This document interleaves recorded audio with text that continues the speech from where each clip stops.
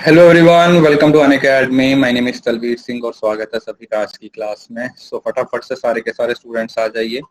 1 minute के अंदर अंदर अपनी पॉजिटिव अफर्मेशन लिखिए और फिर अपनी क्लास को शुरू करते हैं। जल्दी से आ जाइए सारे के सारे स्टूडेंट्स। गुड मॉर्निंग जी, गुड मॉर्निंग।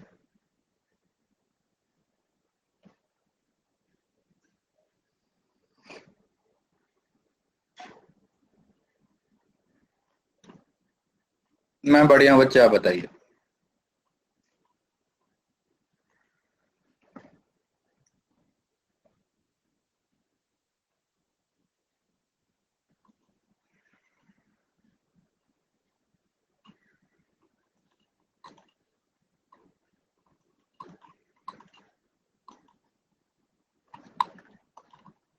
कैसे हो सब लोग? बढ़िया। सर पेपर की डेट्स अब क्या ही बताएं, देखो इसके बारे में तो यार।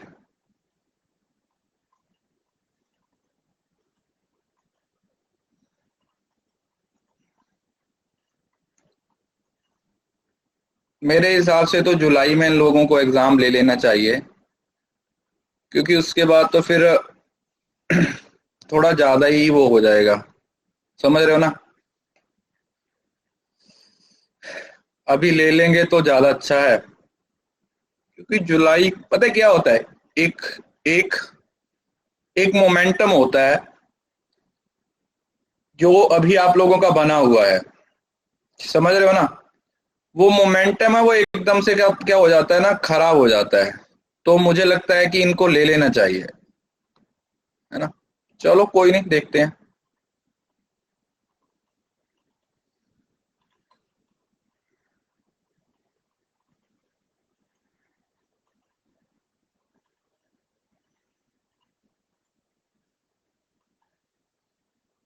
अच्छा चलो, एक दो चीजें मैं आप लोगों को बता देता हूँ। एक तो शाम को 4 साढ़े 4 बजे का टाइम है, वो आप लोगों का फिक्स कर दिया गया है स्पेशल क्लास में। ठीक है जी, स्पेशल क्लास का टाइम है वो फिक्स कर दिया है। इस हफ्ते की स्पेशल क्लासेस 5 क्लासेस मैंने लॉन्च कर दी हैं, तो उनको आप जाके सब क्लासेस को एनरोल कर लीजिएगा। उसमें यहाँ पर जो क्वेश्चन नहीं हो रहे या जो भी नए कंसेप्ट आ रहे हैं, ठीक है, वो सारे मैं वहां पर आप लोगों को कवर करवाऊंगा। तो कोशिश कीजिए उन क्लासेस को साथ ही साथ अटेंड करते रहिए। कोई बात नहीं, जिनकी क्लास होती है वो बाद में देख लीजिएगा, ठीक है। जिनकी क्लास होती है वो रिकॉर्डिंग देख के अपनी प्रिपरेशन कर सकते हो, ठीक है। आज भी होगा, बिल्कुल होगा। हर रोज होगा, मतलब 5 दिन होगा। सैटरडे संडे नहीं होगा, 5 दिन होगा। बिजनेस इन्वायरमेंट के पीवाईक्यू दे तो दिए यार, और कितने देने हैं। हायर एजुकेशन शुरू करेंगे आज, कुछ चीजें डिस्कस करेंगे हायर एजुकेशन की। हाँ, एनरोल करना पड़ेगा। अरे स्पेशल क्लास बेटा सबके लिए फ्री होती है। मैं लिंक क्लास के बाद शेयर कर दूंगा, ठीक है। लिंक क्लास के बाद शेयर कर दूंगा। फिलहाल आप क्लास में आइए, यहाँ पे आओ और यहाँ पे फोकस करो। ये क्वेश्चन है हेडक्वार्टर्स का क्वेश्चन था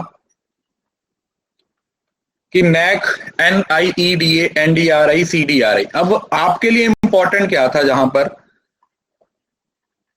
आपके लिए इंपॉर्टेंट क्या है कि चलो इस क्वेश्चन को तो बनाना ही बनाना है। उसके साथ साथ ये जो 4 टर्म्स हैं, इनके बारे में थोड़ा सा गूगल करके एटलीस्ट इनके हेडक्वार्टर और इनकी फुल फॉर्म्स आप अपनी कॉपी पे लिखोगे।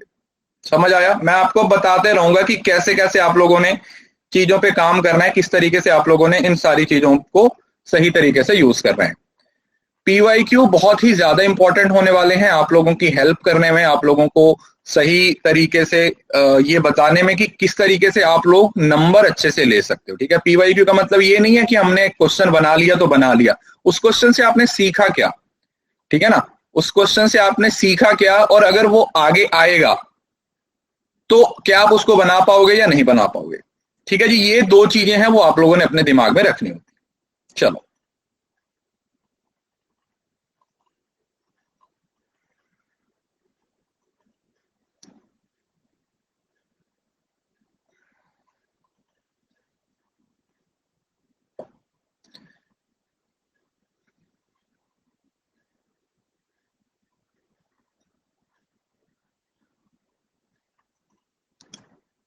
अरे सबकी क्लासेस आएंगी, घबरा क्यों रहे हो यार। अब मैं आ गया हूं ना फॉर्म में बस। अब छुट्टी बुट्टी सब साइड पे, अब लगातार क्लासेस चलेंगी। ठीक है, तो ये नैक का ऑफिस कहाँ पे है? नैक को आप मैच करोगे बेंगलोर से। ठीक है, वैसे तो आप यहां पे मैच कर देते तो एटलीस्ट आप 50-50% ऑप्शन की तरफ रुक जाते। अब देखो यहां पर B, NIEDA Delhi, NDRI Karnal और CDRI Lucknow, national research dairy research. ठीक है, अब ये इनकी फुल फॉर्म से प्लीज, ये आपका होमवर्क है, बाद में क्लास के बाद करिएगा इसको। इसकी फुल फॉर्म है, उसको अपनी कॉपी पे नोट डाउन कीजिएगा और थोड़ा सा इनके बारे में सर्च कीजिएगा कि ये किस चीज के बारे में बात करता है। ठीक है जी, ये किस चीज के बारे में बात करता है। जैसे नैक है वो एक्रीडेशन से रिलेटेड होता है, तो NIED किससे रिलेटेड है, NDRI किससे रिलेटेड है, CDRI किससे रिलेटेड है। थोड़ा सा आपने इस चीज पे सर्च करना है। ठीक है बच्चे, चलिए अगला प्रश्न। NEP में NETF को एस्टेब्लिश किया गया है। NEP नेशनल एजुकेशन पॉलिसी 2020, बहुत ही इंपॉर्टेंट टॉपिक है, बार बार पूछा गया। मतलब इस बार NTA का हायर एजुकेशन में फेवरेट टॉपिक ये रहा। इस बार अगर आप इस बार का PYQ देखोगे ना, तो उसमें NEP को बहुत ज्यादा फोकस किया गया था।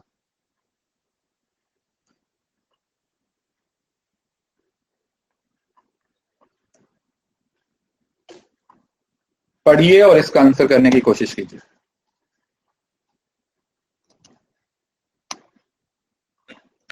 दो 2020 के PYQ बना तो लिए यार, भेज देता हूं। ठीक है, थोड़ा सा टाइम दो, एक एक करके भेज पाऊंगा, लेकिन सारे एक साथ नहीं पॉसिबल हो पाएगा, एक एक करके भेजूंगा। हिंदी वाले भी पढ़ लो।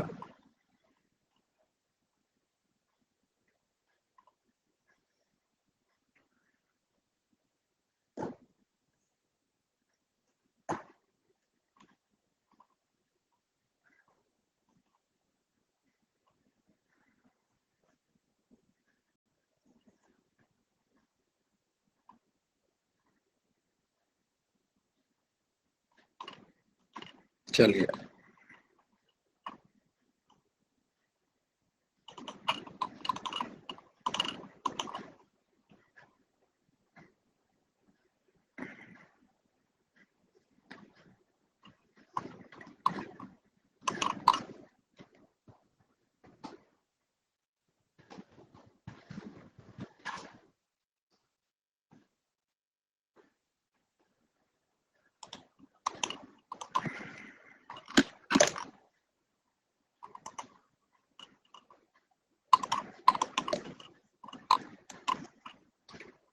देखो, अब मैंने आप लोगों को कल भी, अगर आप लोगों को याद होगा, तो मैंने आप लोगों को एक चीज सिखाई थी।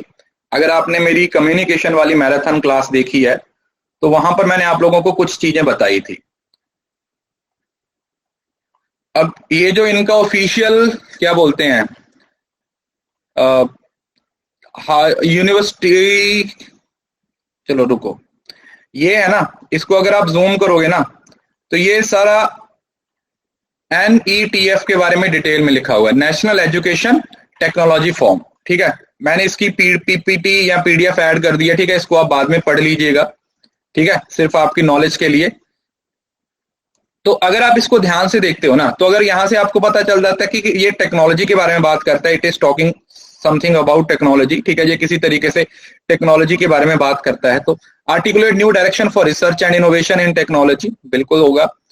Providing a platform free exchange of idea use of technology, यहां पर भी बात की जा रही है। और यहां पर किसकी बात हो रही है? लैंग्वेजेस की बात हो रही है। जबकि आपको पता है कि लैंग्वेज के लिए एक अलग इनिशिएटिव आया है, याद है आपको? जो लैंग्वेज है ना, उसके लिए एक अलग इनिशिएटिव लिया गया है। साइन लैंग्वेज के लिए अलग है, जो मदर टंग लैंग्वेजेस हैं या लोकल लेवल लैंग्वेजेस है, उसको प्रमोट करने के लिए अलग इनिशिएटिव लिया गया है ना, वो वाला। और build intellectual and institution of education technology. देखो, इसमें से सिर्फ और सिर्फ कौन से पॉइंट निकालने थे? टेक्नोलॉजी वाले निकालने थे। A, B और E बन गया। मैं ये कह रहा हूं कि क्वेश्चन अगर नहीं भी आता ना, तो भी अप्रोच को लगाओ, दिमाग को लगाओ और समझने की कोशिश करो कि मैं इसमें क्या कर सकता हूं, कहां पर मेरे काम की चीज है और कहां पर मेरे काम की चीज नहीं है। हमें उस चीज के बारे में ध्यान देने की जरूरत है। ठीक है जी। तो ये पीडीएफ में मैंने ऐड कर दिया, ठीक है। बाद में आप इसको जूम करोगे तो आप इसको पढ़ सकते हो। देखो लिखा हुआ ना, एविडेंस बेस्ड, यहाँ पर टेक्नोलॉजी है, यहाँ पर इंटेलेक्चुअल इंस्टीट्यूशनल स्ट्रेटेजिक थ्रस्ट। तो ये एक बार पढ़ लीजिएगा, याद करने की जरूरत नहीं है, बस थोड़ा सा दिमाग में रहना चाहिए। हो सकता है अगली बार आपको इसकी फुल फॉर्म आ जाए, है ना। एनईटीएफ की फुल फॉर्म आपसे पूछी जा सकती है, तो नेशनल एजुकेशन टेक्नोलॉजी फॉर्म। अगला प्रश्न,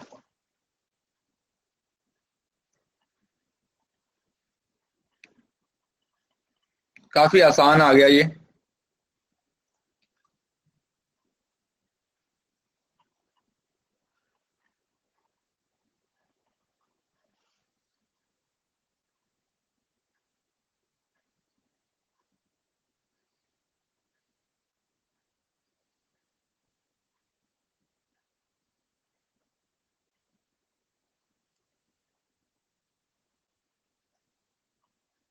In context of higher education, Honorable Supreme Court directed which of the following national body organization to frame and prescribe a course in environment education?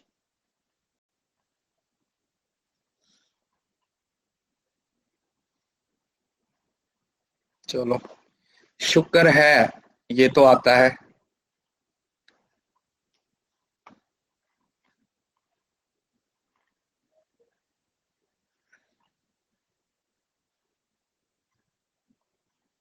अब अगर ये स्कूल लेवल पे होता तो शायद इसका आंसर क्या होता, स्कूल लेवल पे होता तो शायद इसका आंसर एनसीईआरटी हो जाता। ठीक है, जो आपका स्कूल लेवल पे काम करते हैं वो यहाँ पर आ जाएंगे। लेकिन अभी किसकी बात हो रही है, हायर एजुकेशन की बात हो रही है। तो यूजीसी इसका क्या हो जाएगा बेटा, सही आंसर हो जाएगा। ठीक है, इसका जो सही उत्तर हो जाएगा वो क्या हो जाएगा, यूजीसी हो जाएगा। अगला, इसमें से कौन कौन से ई लर्निंग प्लेटफॉर्म है।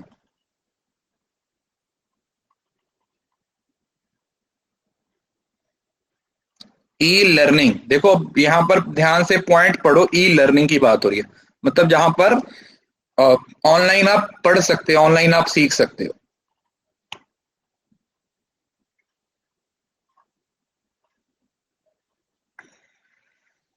अब हिंदी वाले ये मत बोलना सर इसको हिंदी में भी दिखाओ, क्योंकि हिंदी देखोगे तो फिर ये समझ ही नहीं आएगा, इंग्लिश में ही बना दो।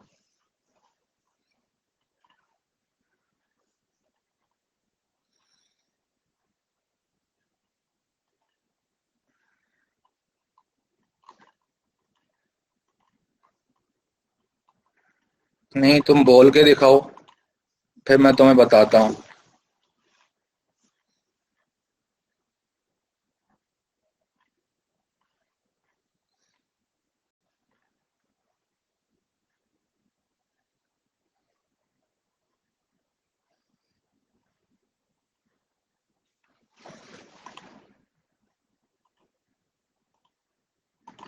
देखो यार, आप लोगों को ये बात तो पता है ना, आप लोगों को ये भी पता है ना कि स्वयं और स्वयं प्रभा ये दोनों हैं।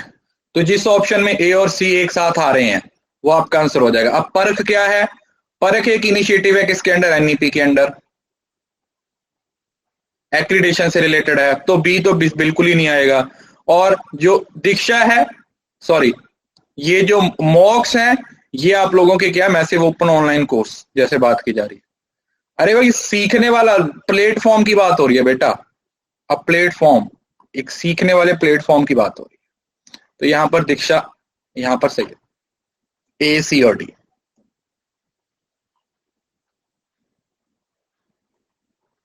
अगला प्रश्न अब आ गया, ये देखो अभी क्वेश्चन आ गया।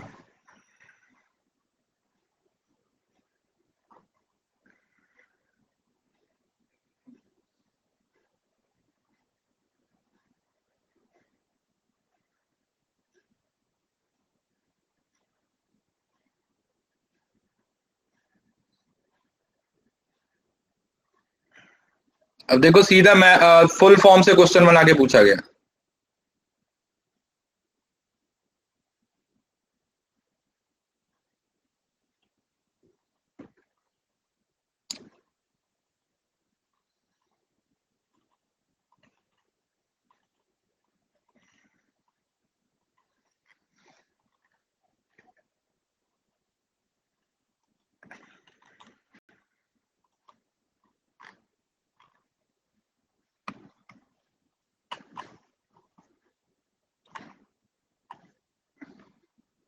यहां पर गलती पता क्या है, देखो अब यहां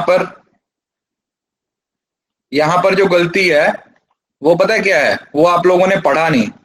study webs for active learning for young aspiring minds है।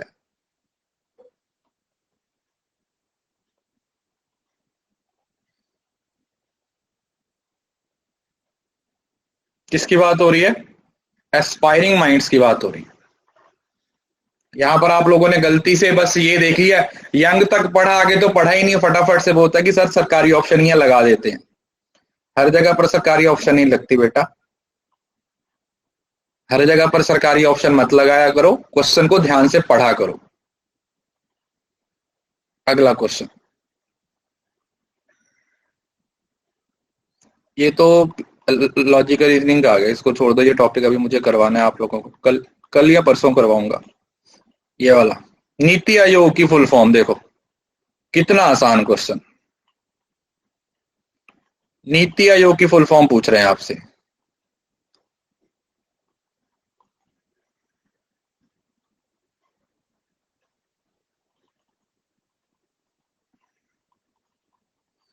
देखिए एक चीज आप हमेशा याद रखिए, जो भी आप लोगों का पेपर होता है ना, वो एक बैलेंस्ड अप्रोच में आता है। ऐसा नहीं है कि सारी ही यूनिट्स आप लोगों को डिफिकल्ट आएंगी, हो सकता है कुछ यूनिट्स आपको डिफिकल्ट आए, लेकिन उसके मुकाबले कुछ और यूनिट्स वो इजी आ जाती। हमेशा एक बैलेंस बना के चलता है एग्जामिनर, जो भी क्वेश्चन आपके लिए फ्रेम करेगा। अगर आपको टीचिंग से डिफिकल्ट क्वेश्चन आ रहे हैं तो हो सकता है हायर एजुकेशन से बहुत आसान आ जाए। अगर आपको डीआई डिफिकल्ट आया है तो हो सकता है आपको आरसी बहुत ज्यादा आसान आ जाए। तो ये इंपॉर्टेंट है अपने दिमाग में रखना कि एक्चुअली में हमें, मुझे पता है काफी सारे क्वेश्चन आए थे और हमने उसको कवर भी किया है। कुछ कुछ जैसे एलआर के कुछ क्वेश्चन ऐसे थे जो थोड़े ज्यादा इन डेप्थ पूछे गए थे, स्पेसिफिकली जो आपका इंडियन लॉजिक है। ठीक है, तो इसका मतलब ये नहीं है कि अब भाई वो 2 क्वेश्चन बाहर से आ गए, 3 क्वेश्चन बाहर आ गए तो रोना धोना शुरू कर दो। मैंने उस दिन भी आप लोगों को बताया था कि आप लोगों को ये देखना है कि क्या आता है, हम कहां से नंबर ले सकते हैं, हमें इस चीज पे ध्यान देना है। कहां से जा रहे हैं इस चीज पे ध्यान नहीं देना। हमेशा ये मान के चलो कि हमारा पेपर में कुछ ना कुछ चीजें हमेशा आउट ऑफ कंटेक्स्ट देखने को मिलेंगी। नीति आयोग है वो थिंक टैंक है एक, national institute for transforming India. इसके ऑफिशियल चेयरमैन कौन होते हैं? पीएम मोदी जी। मतलब मोदी जी नहीं कह सकते आप, you will call it PM, क्योंकि कल को अगर पीएम चेंज होते हैं तो वो आके इसके चेयरमैन बन जाएंगे। Are you getting the point? So this is the, ये सीट रिजर्व रहती है, ठीक है, इनके चेयरमैन की। किसके लिए? पीएम के लिए, प्राइम मिनिस्टर के लिए। अगला प्रश्न, destiny of India is being shaped in her classroom. ये किसके द्वारा किया गया था? सर से समथिंग अबाउट अग्निपथ। मैं क्या बोलूं बेटा, उस पहले इंडिया में आग लगा रखी है उस स्कीम ने, उसके बारे में क्या बोलें बताओ।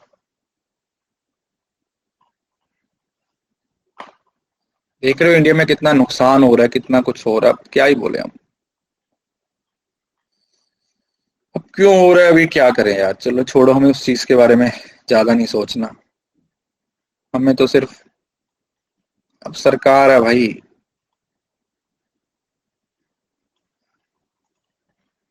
एक मुद्दे को भटकाने के लिए 4 नए मुद्दे लेके आते हैं।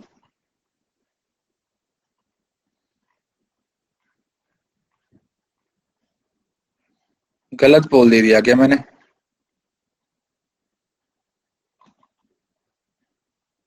अच्छा, रुको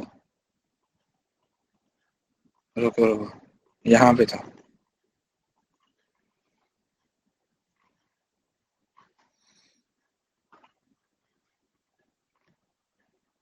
नहीं बेटा, मेरा मतलब मैं, वो क्या बोलते हैं ना, सेलिब्रिटी टाइप, मेरे को वो ज्यादा जचता नहीं है। तो जैसे ऐसा होता है ना, इसको मिलना है इसको मिलना है, मेरे को इतना रहता नहीं है। मैं तो अपने स्टूडेंट से मिलकर ज्यादा खुश हूँ, यही सेलिब्रिटी है मेरे लिए तो। देखो अब ये किसने कहा था? This was given by the education commission 1964। 1964 में ये आप लोगों का 1964 से लेके 66 तक ही आया था। और आप लोगों को मालूम है कि ये वाला टॉपिक सबसे ज्यादा इंपॉर्टेंट है, कोठारी कमीशन। और इसको मैंने आप लोगों को अलग अलग जगह पर पढ़ाया है। मैंने आपको ये टॉपिक अलग अलग जगह पर पढ़ाया है, यूट्यूब पे भी पढ़ाया है। वो 4 घंटे की मैराथन है, एक 4 घंटे वाली मैराथन है, उसमें भी ये मैंने पढ़ाया हुआ है। तो जहां वहां पे इसको जरूर पढ़ के जाइएगा, ठीक है। एक national education commission, sorry education commission 1964 वाला, और दूसरी जो आपकी एजुकेशन पॉलिसी 1986 वाली है, उसको भी जरूर से अच्छे से पढ़ के जाइएगा।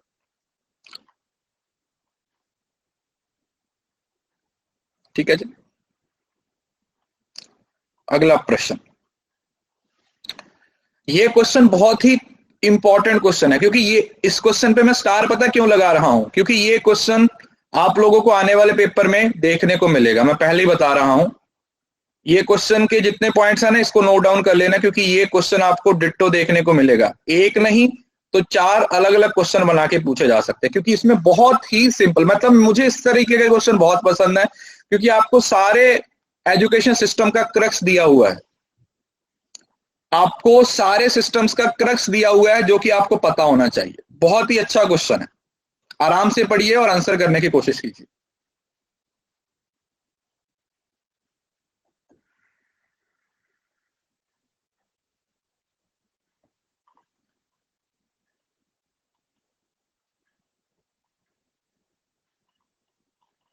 अच्छा, हिंदी वाले पढ़ना चाहते हैं तो हिंदी वाले भी पढ़ लीजिए। छात्र शिक्षा संबंधों की नींव थी समानता, ज्ञान और अनुभव का ज्ञान से सत्य का नाश होना, चरित्र निर्माण। और नहीं नहीं, जून में तो नहीं होगा बेटा। कल को सुबह 11 बजे सब लोग टाट बिछाई लेके आइए, कल हम योगा करेंगे क्लास में, ठीक है। कल योगा डे है, अपना अपना टाट लेके आइयो।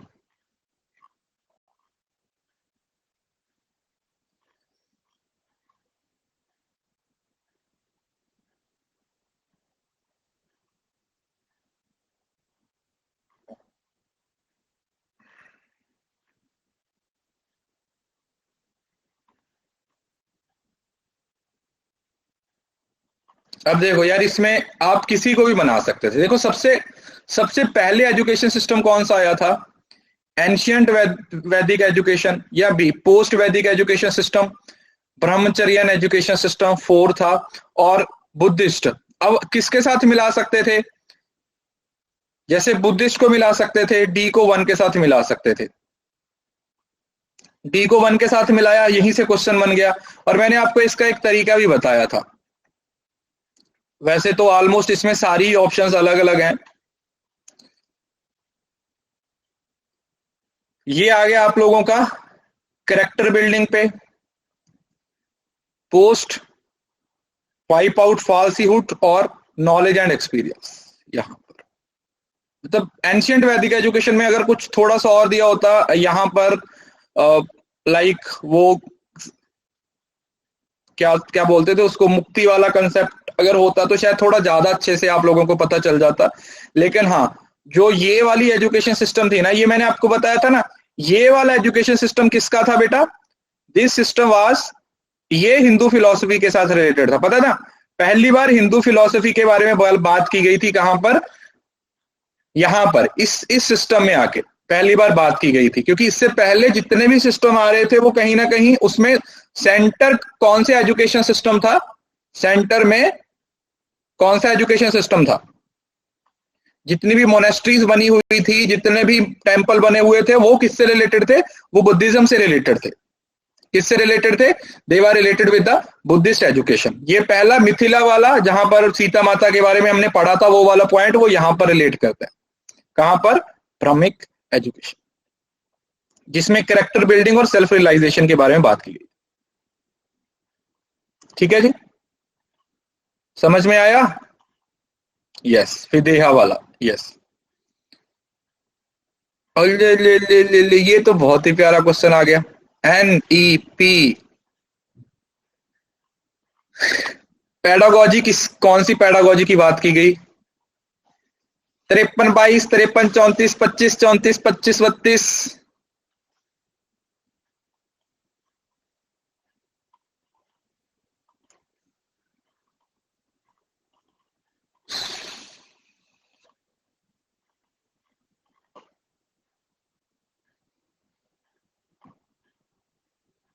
सर आपका बर्थडे कब है? मेरा बर्थडे अगले महीने में।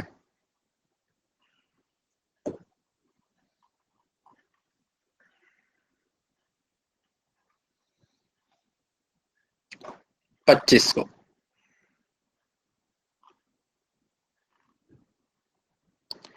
अभी तक मुझे लगता है ये सबसे आसान क्वेश्चन था। 5334 मैंने आपको याद भी करने का तरीका बताया था। 53 34 5 और 4 और बीच में दोनों 3 3। तो इसमें तो मुझे नहीं लगता कि कोई आप लोगों को दिक्कत होनी चाहिए ना। सिंपल क्वेश्चन था ये, बताओ। सिंपल था ना।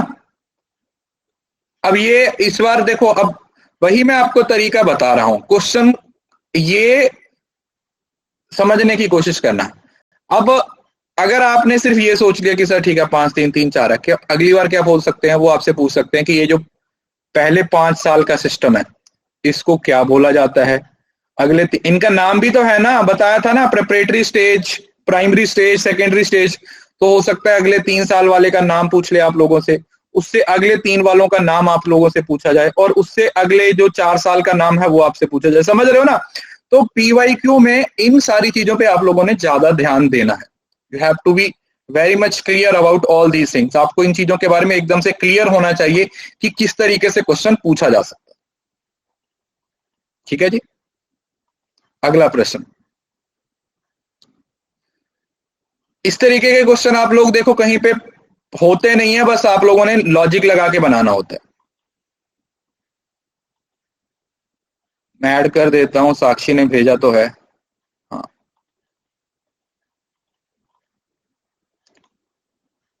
हाँ, ये वाला चार्ट मैंने आप लोगों को बनाया हुआ है ना, बनवाया हुआ है। NEP में दोबारा पढ़ाऊंगा आप लोगों को एक बार फिर से।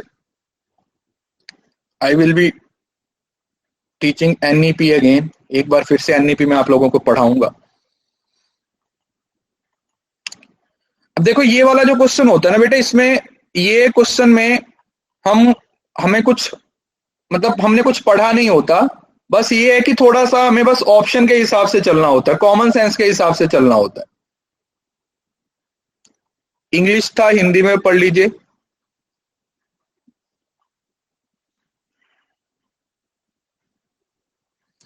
यस, फाउंडेशन आता है, फिर प्रिपरेटरी आता है, फिर मिडिल आता है, फिर सेकेंडरी, कुछ इस तरीके से आता है। अब देखो याद तो वो आप लोगों ने ही करना है।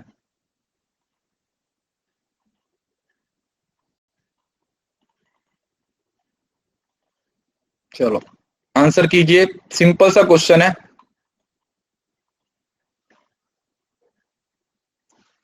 सर आप मीटअप रखो फिर से दिल्ली में। अब मीटअप नहीं बेटा, अब तो पढ़ाने के लिए आएंगे आपको।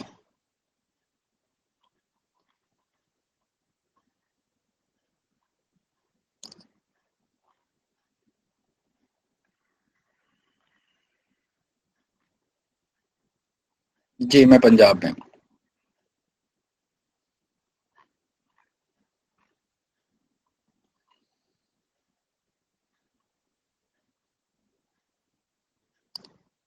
अब ये तो सिंपल था, देखो इसमें क्या करना था।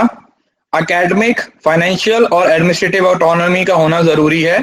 और लीगल ऑटोनॉमी, मतलब लीगल लेवल पे कैसे ऑटोनॉमी दे दोगे? लीगल थोड़ी हो सकता है, समझ रहे हो ना। लीगल थोड़ी होगा, मतलब लीगल तो ये तो प्रशासन के पास रहेगी ना, ये नहीं आएगा बेटा। ये किसी भी ऑर्गेनाइजेशन का अपना कोई लीगल सिस्टम नहीं होता उसको, बल्कि जो भी उस स्टेट का लीगल सिस्टम होता है उसको फॉलो करना पड़ता है। Are you getting the point? जो लॉ है ना वो तो गवर्नमेंट के द्वारा बनाया गया है, उस लॉ को फॉलो करना इनके लिए जरूरी होता है। लॉ को बना नहीं सकते, लॉ की ऑटोनॉमी नहीं होती। अगला प्रश्न।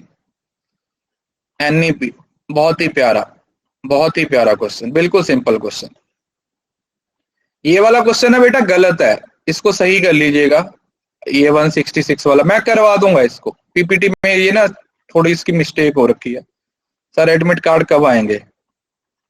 यही तो लेटेस्ट न्यूज है।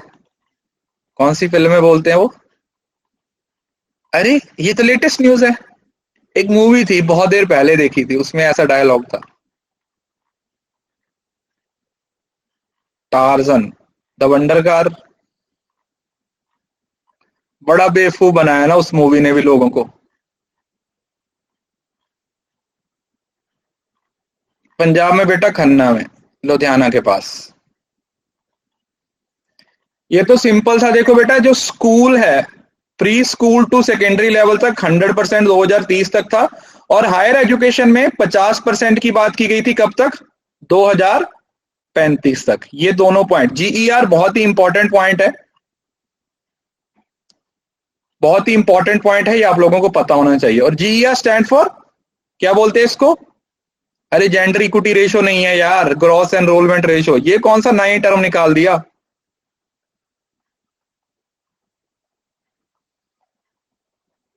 ग्रॉस एनरोलमेंट रेशो का मतलब है कि कितने लोग एनरोल कर रहे हैं। जैसे हायर एजुकेशन की ग्रॉस एनरोलमेंट रेशो देखी जाए तो हायर एजुकेशन में कि मतलब +2 के बाद कितने बच्चे हैं जो ग्रेजुएशन में एनरोल करते हैं।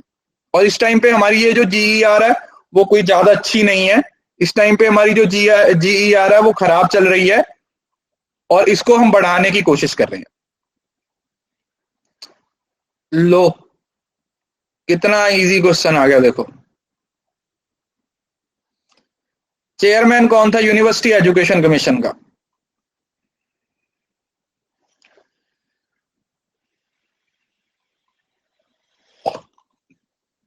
अगर ये भी नहीं आता ना तो इसका मतलब तुमने हायर एजुकेशन पढ़ा ही नहीं अभी तक।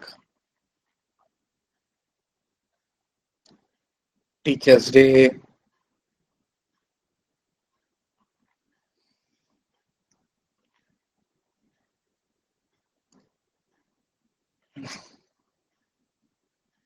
तीन % बोले जाकिर हुसैन, 5% बोले मौलाना अब्दुल कलाम आजाद। अबे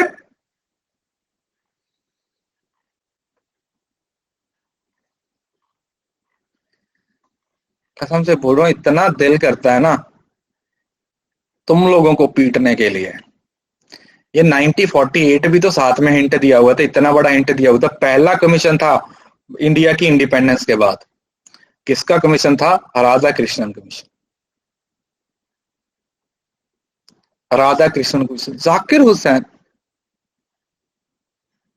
जाकिर हुसैन का कनेक्शन पता कौन से था? वो 1937 में आई थी ना वर्धा कमीशन, वर्धा स्कीम, उसके साथ रिलेटेड था। नई तालीम जिसको बोला गया था, क्या बोला गया था? नई तालीम, गांधी जी वाली बेसिक एजुकेशन।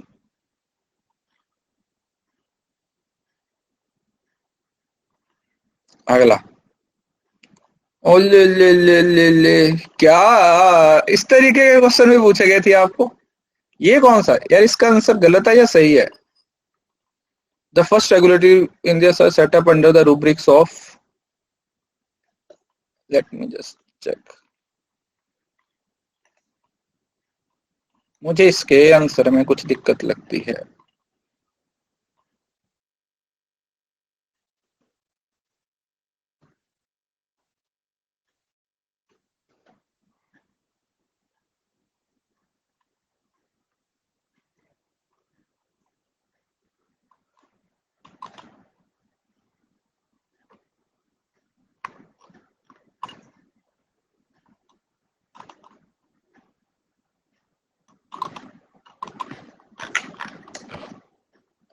अच्छा, अंडर पूछा है, ओके ओके, ठीक है ठीक है ठीक है ठीक है ठीक है, अच्छा अच्छा, हाँ।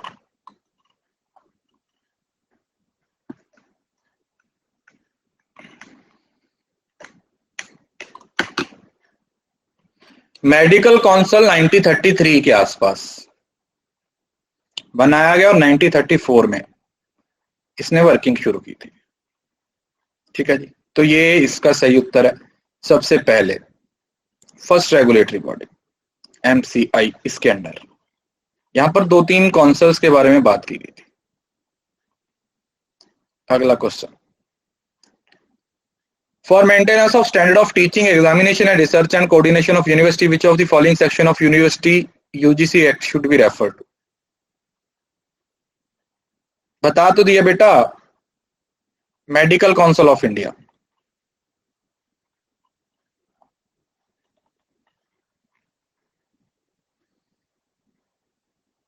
इट इज क्वाइट पॉसिबल कि ये नहीं आता, क्योंकि ये इस तरीके के ना कुछ बहुत ही इन डेप्थ से क्वेश्चन भी पूछ लेते हैं ये।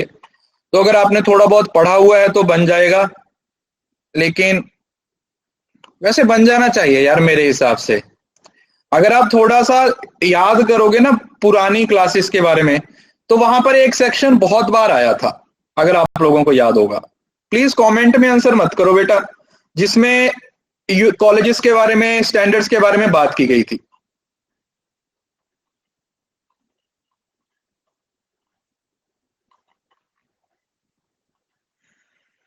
चलो बन गया, सबसे ज्यादा फेमस सेक्शन ही ये है इनका।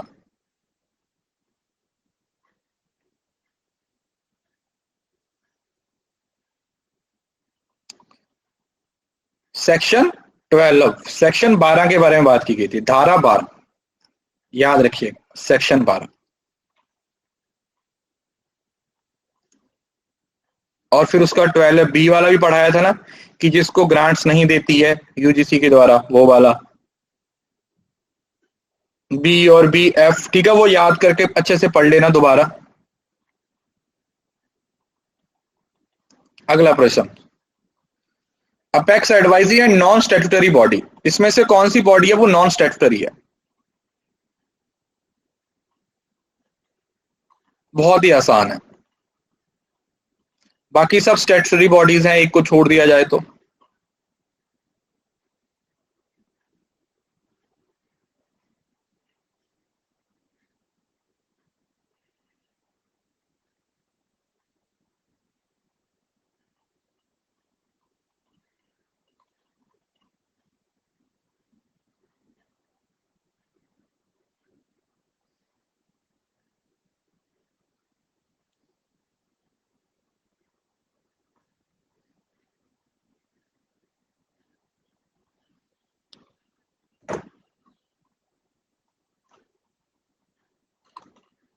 नीति आयोग है, it is not a statutory body, it is just a think tank.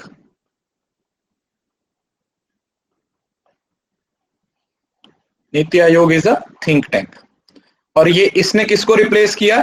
It has replace the planning commission 2015 में, जो 1951 से काम कर रहा था प्लानिंग कमीशन।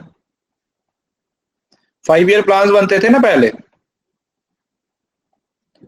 तो इसको क्या, इसने उनको क्या कर दिया, रिप्लेस कर दिया।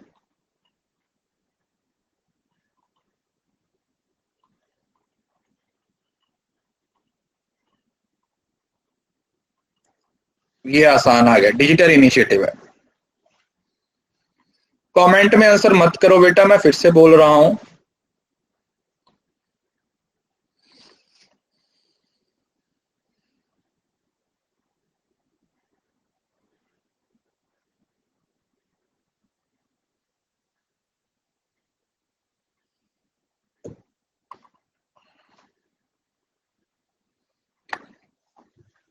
ऐसे ही मतलब चुटकियों में बन जाना चाहिए ये तो, इसमें क्या है, कुछ भी नहीं।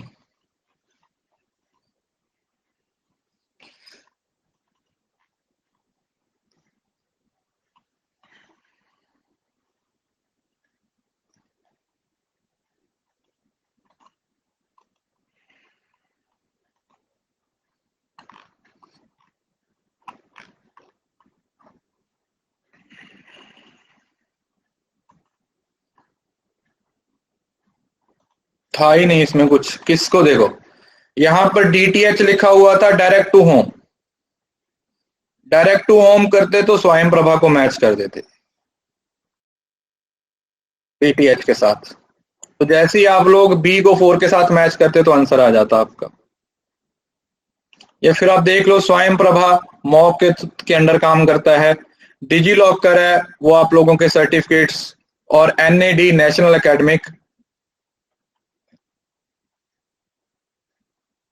ठीक है, सिंपल सा क्वेश्चन, मुझे नहीं लगता कि इसमें आपको कुछ ज्यादा दिमाग लगाने की जरूरत है, जितना था उतना लगा लेते। एनईपी के अंडर कौन कौन सी बॉडीज को सेटअप किया गया था, बहुत ही सिंपल सा क्वेश्चन है, मुझे लगता है कि ज्यादा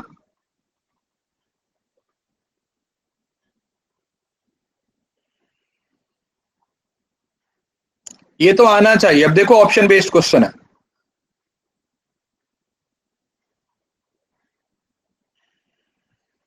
ऑप्शन बेस्ड क्वेश्चन है।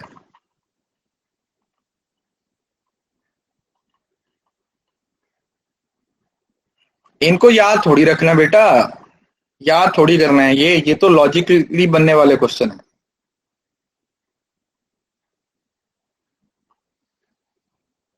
हिंदी में पढ़ना चाहते हो तो पढ़ लो, वैसे हिंदी में क्या ही पढ़ोगे, इंग्लिश में ही आंसर करो।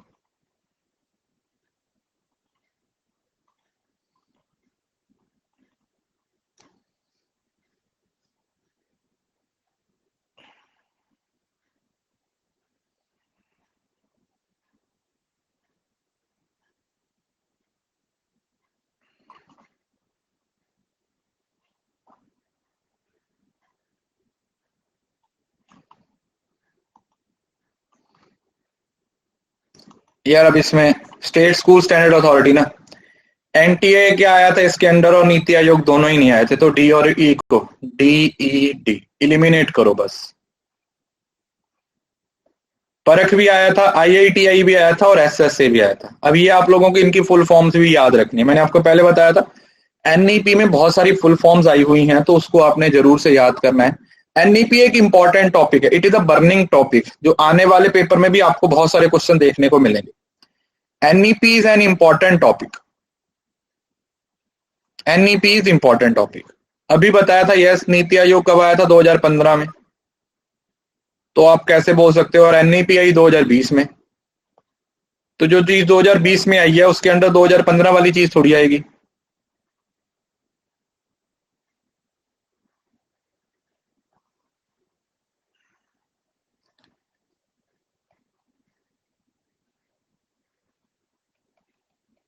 अच्छा देखो, सेम डिट्टो क्वेश्चन आया, एक ही क्लास एक ही शिफ्ट में दो सेम क्वेश्चन आ गए थे, दोबारा बन, अरे मैंने नहीं बनाया ये, एक ही पेपर में दो सेम क्वेश्चन थे, फ्री में 2 नंबर, रिपीटेड क्वेश्चन था, कोई नहीं दोबारा बनाओ, दोबारा बनाओ, उसमें क्या है, किस्मत है। अरे क्वेश्चन ही छाप दिया था उठा के, अब अगर अब भी नहीं बना पाए ना,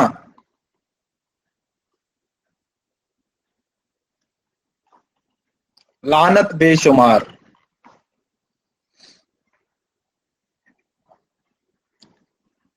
कुछ नहीं हो सकता तुम लोगों का। मुझे ना आज तक ये लॉजिक समझ नहीं आया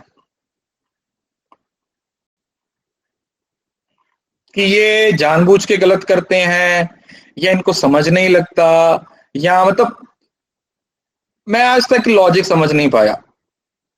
चमन बहारा है, जानबूझ के करते हैं, तो मैं तो चाहता हूं कि देखो जो लोग जानबूझ के करते हैं, मैं तो चाहूंगा कि भगवान उनकी ऐसी हैबिट बना दे, वो पेपर में जाके भी ऐसे ही करें, मैं तो ये चाहूंगा कि वो पेपर में भी जाके ऐसे ही करें। तथास्तु। लो, अब आपको दे दिया आशीर्वाद, अब जो जाएंगे पेपर में भी ऐसे ही करके आएंगे, तुम्हें वरदान दे दिया गया क्वेश्चन गलत करने के लिए।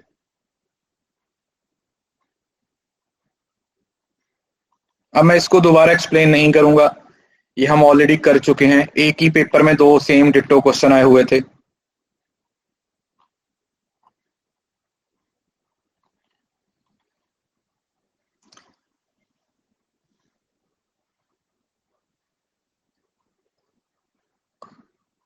The NEP 2220 proposes to prepare which of the curriculum framework, कौन से फ्रेमवर्क के बारे में इन्होंने बोला था कि हम कौन से फ्रेमवर्क को बनाएंगे।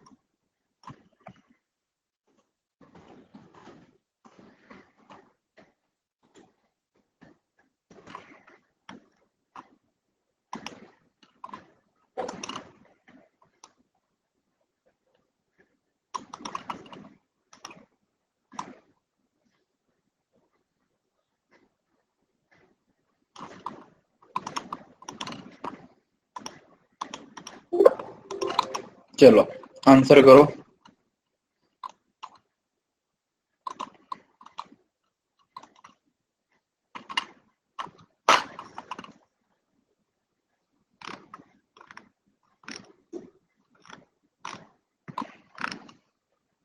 यार देखो ये ना जो आप बार बार एग्जाम सर कब होगा, एग्जाम सर कब होगा, टेंटेटिव, मैं आप लोगों को बता रहा हूं अभी थोड़ा रिलैक्स हो तो पढ़ाई करते रहो।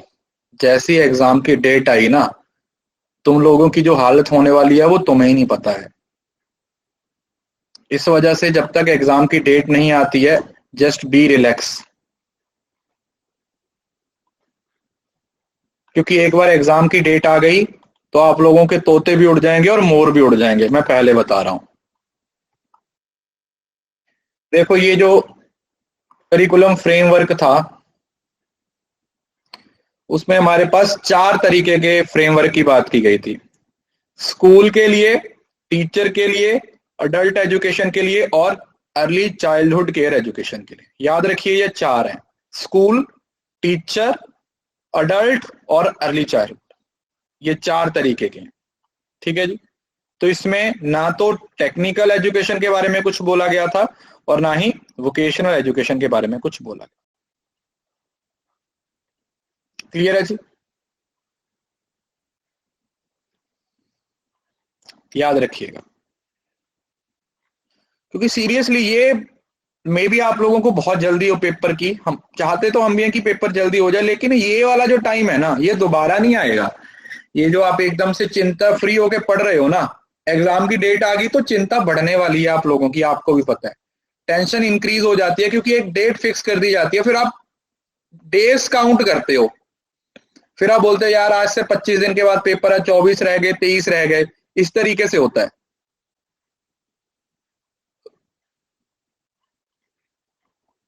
अभी आराम से रिलैक्स होके पढ़ाई करते रहो।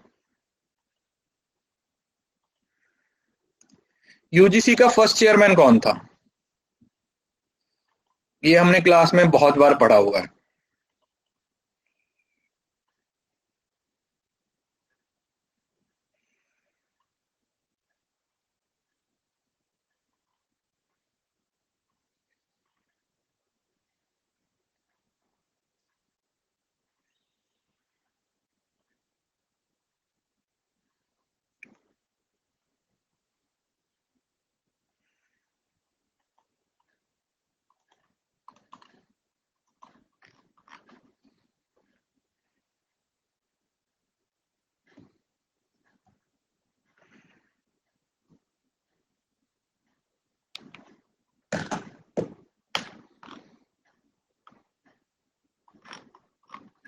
देखो अब इसको भी, मूलचंद शर्मा नाम भी सुना तुमने कभी? 8% वालों, तुमने नाम भी सुना ये कभी?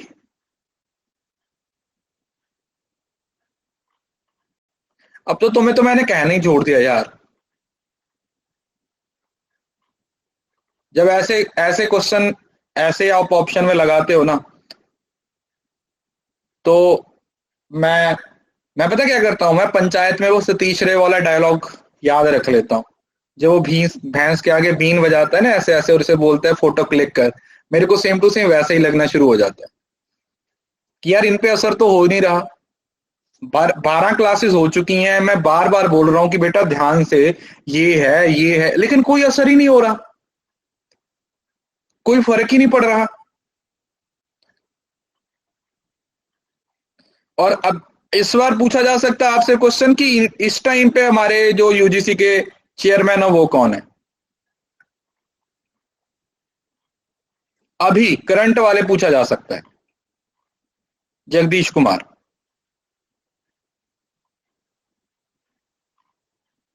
ठीक है जी, पता होना चाहिए।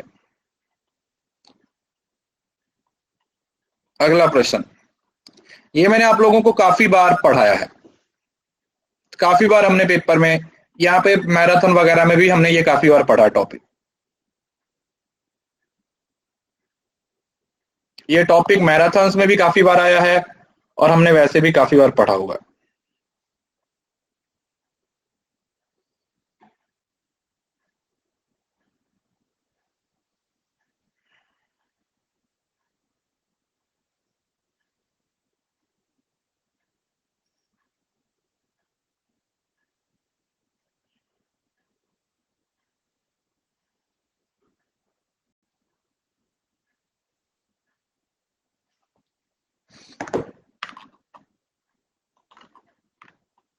हिंदी वाले भी पढ़ लो भाई, बाद में बोलोगे सर।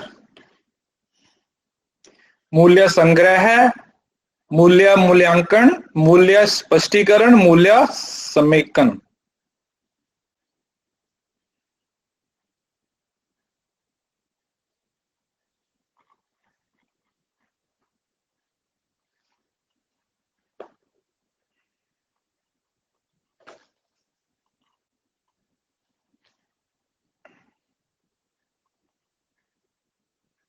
सर आप इंस्टा यूज करते हो?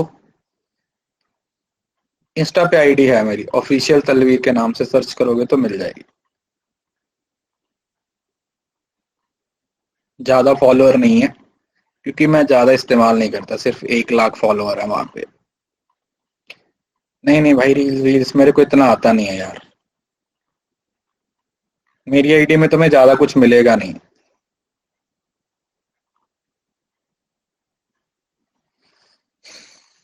सर 1 लाख कम है, कम ही है यार 1 लाख।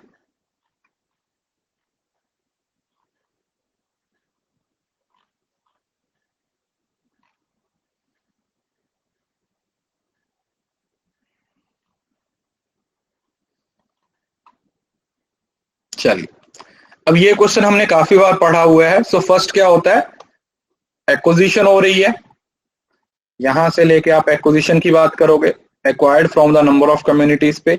असेसमेंट में आप क्या करोगे, इम्बाइव करोगे। क्लैरिफिकेशन में आप क्या करते हो, गैप्स। और कंसोलिडेशन में प्रिडिक्टेबिलिटी। वैसे आप इससे भी बना सकते थे, है ना, यहां से बनाया जा सकता था बेटा, डी को 1 से बनाया जा सकता था, डी को 1 से भी बनाया जा सकता था। ये क्वेश्चन, ये देखो इस पे मैं स्टार लगा देता हूं, ये बेटा आएगा ही आएगा, ये क्वेश्चन आना ही आना है, ये क्वेश्चन आता ही आता है। ए को भी बना सकते हो आप, ये आप लोगों का वैल्यू एजुकेशन का टॉपिक है।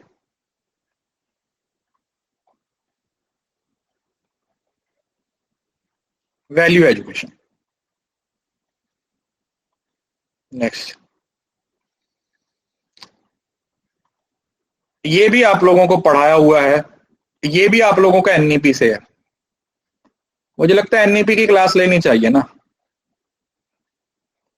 आज शाम को एनईपी पढ़ा दूं दोबारा, है ना, एनईपी पढ़ाते हैं। हाँ मैराथन, चलो ठीक है, डन। एनईपी 2020, टाइम वही 7 बजे के आसपास, यूट्यूब पे बेटा, यूट्यूब पे, यूट्यूब पे।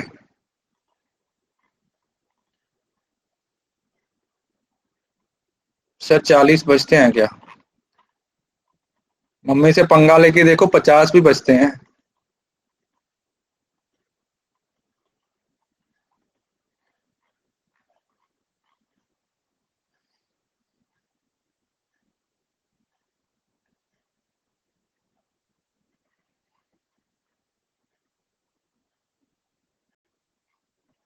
नहीं भाई, हमारे घर में पीटने पिटाने का कस्टम नहीं है। मैं शुरू से ही शरीफ बच्चा हूँ, तो मुझे कभी मेरी मम्मी पापा दोनों ने पीटा नहीं है, मतलब किसी को भी नहीं, मेरी बहन को भी नहीं। हम दोनों बहन भाई शरीफ थे। या ये समझ लो कि हमारे मम्मी पापा शरीफ हैं, जिन्होंने हमें कभी पीटा ही नहीं। चलिए, देखो ये है बेटा 50 घंटे। अगर आप इसको देखोगे ना तो ये एनईपी में स्पेसिफिकली मेंशन किया गया है। अगर आप लोगों को याद होगा, एनईपी में इस चीज को स्पेसिफिकली मेंशन किया गया था कि 50 घंटे का एक कोर्स है, वो टीचर्स के लिए क्या किया जाएगा बेटा, मैंडेटरी किया जाएगा। It is mandatory. अच्छा, अभी एक और पॉइंट यहां पर आप लोग दिमाग में बिठा लीजिए कि जो एफिलिएशन है वो कितनी देर में खत्म करने के बारे में बोला गया है, बताओ। एफिलिएशन को खत्म करने का टाइम 15 साल का है, मतलब 2035 तक, मतलब 2020 से लेके 2035 तक। ये बोला कि ये जो एफिलिएशन वाला सिस्टम है ना, कि ये कॉलेज इस यूनिवर्सिटी के अंडर एफिलिएटेड है, ये कॉलेज इस यूनिवर्सिटी, एफिलिएशन वाले सिस्टम को धीरे धीरे धीरे धीरे वे ऑफ कर दिया जाएगा। अरे भाई, अभी कैसे लिंक दे दो यार, अभी जाके क्लास को बनाना है, उसका थंबनेल बनाना है। अभी तो आपसे तो आइडिया मिला, अभी क्या मतलब मिल जाएगा आपको क्लास से 1 घंटा पहले। यार हद हो गया, आपसे तो अभी आइडिया मिला, तो अभी जाके टाइम लगेगा ना उसको। तुम भी ना बस कुछ भी यार, मतलब भी क्लास के बीच बैठे बैठे कैसे कर दूं मैं, जाके बताओ। ये वाला बनाओ, डिजिटल इनिशिएटिव का, इजी क्वेश्चन है, मिल जाएगा, टेंशन मत लो, भेज दूंगा लिंक।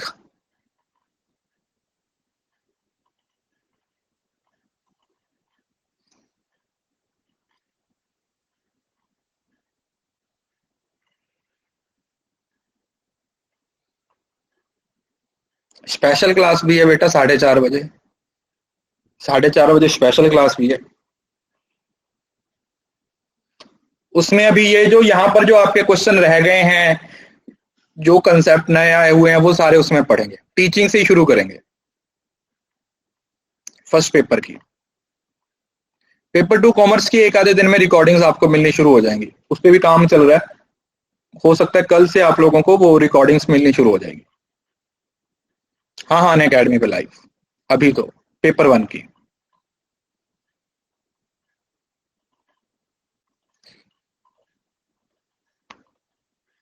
कम्युनिकेशन की मैराथन देख ली थी ना सब लोगों ने? कम्युनिकेशन की मैराथन देख ली थी ना सब लोगों ने? जिन्होंने नहीं देखी है जाओ देख तो ली, कमेंट नहीं किया, पाप लगेगा। पापी लोग हो तुम, पापी, सीरियसली बोलो। जिन लोगों ने कमेंट नहीं किया ना, तुमने एक जन्म में नहीं, तुमने पिछले 7 जन्म में पाप किए हैं। एक जन्म के पाप इकट्ठे नहीं हुए हुए तुम्हारे, 7 जन्म के पाप हैं तुम्हारे, जो वीडियो देख के कमेंट नहीं करते हैं। 7 जन्म के पाप लिए घूम रहे हो तुम।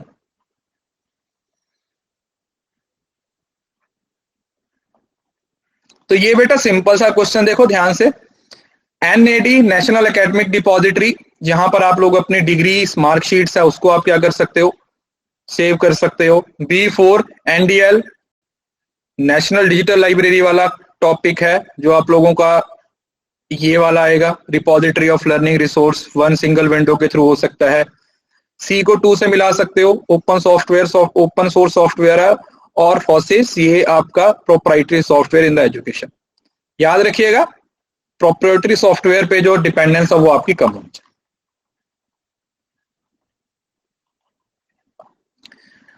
The central motivation goal as evident in personal success through demonstrating competence according to social standard takes in the form of which basic value called?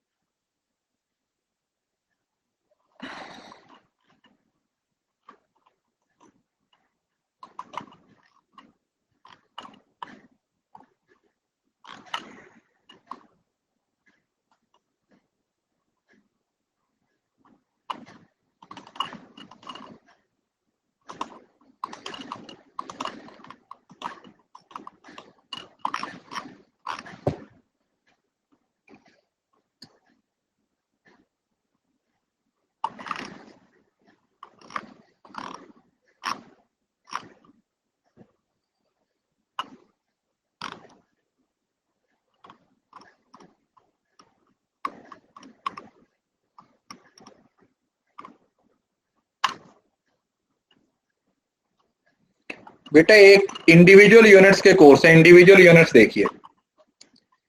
तो देखो अचीवमेंट वैल्यू की बात हो रही है, this is something evident in personal success. Success मतलब जो चीज आप अचीव कर चुके, दिस इज समथिंग जो अचीवमेंट के बेसिस पे आता है कि ये वाला काम हो चुका है, ठीक है। ये इस चीज के बारे में हमने पहले भी डिस्कस किया चुका है, मतलब जो कंप्लीट हो चुका है इस तरीके से, ठीक है।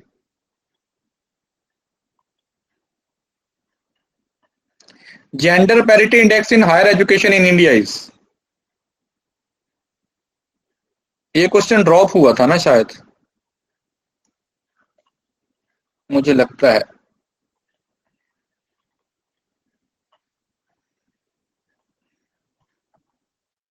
ये क्वेश्चन ड्रॉप हुआ था क्योंकि आंसर गलत है बिल्कुल। इसका जो आंसर है ना वो है 1.01, ठीक है जी। ये आंसर ड्रॉप हुआ था। इसका जो सही उत्तर है वो, मतलब इसको ड्रॉप कर दिया गया था, तो सही आंसर क्या है 1.01, ठीक है जी। तो ये नोट डाउन कर लीजिए, हो सकता है आगे आपके पेपर में भी इस बार आपसे पूछा जाए, तो ये आप लोगों को पता होना चाहिए 1.01, 1.01। ओके जी।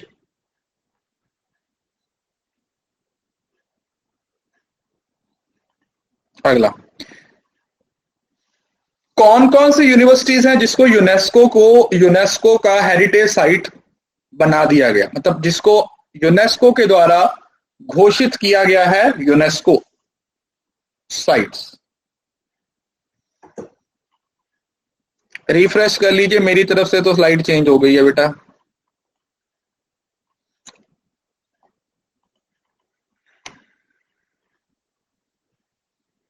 मिथिला, वल्लभी, पुष्पागिरी, तक्षशिला, नालंदा। आसान सा क्वेश्चन है, मुझे लगता है कि ये बहुत ही ज्यादा आसान क्वेश्चन उन्होंने पूछ लिया है, इतना आसान नहीं पूछना चाहिए था। ये देखो, मिथिला को बोल रहे हैं, पुष्पगिरी को बोल रहे हैं।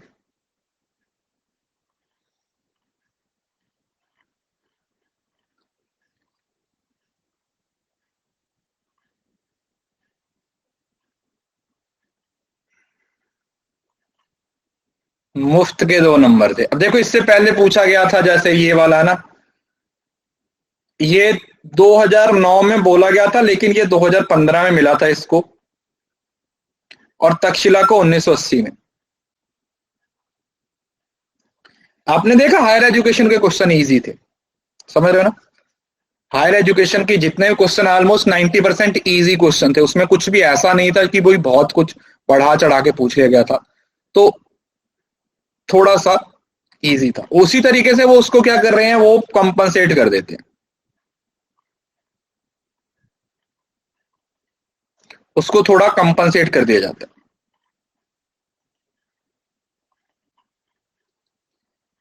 ये देखो कितना आसान है। टीचिंग थोड़ी सी डिटेल में थी, टीचिंग को थोड़ा इन डेप्थ पूछा गया था, क्योंकि काफी सारी नई चीजें भी आई थी ना टीचिंग में, इस वजह से। टीचिंग और एलआर को मान सकते हो, बाकी ऑलमोस्ट सारी यूनिट्स ठीक ठाक ही थी। First education commission in independent India is, पहला कौन सा कमीशन था जो इंडिपेंडेंस के बाद इंडिया में बनाया गया था?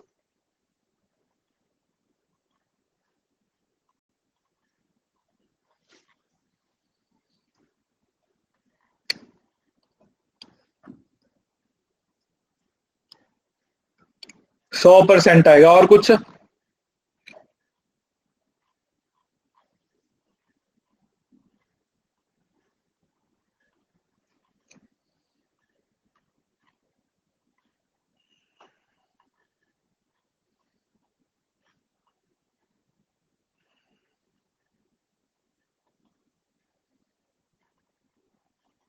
University education commission 1948, Radha Krishna.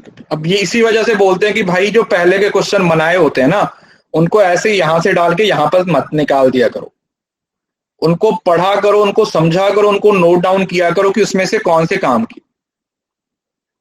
उसमें से कौन सी चीज तुम्हारे काम की है, उसको नोट डाउन किया करो।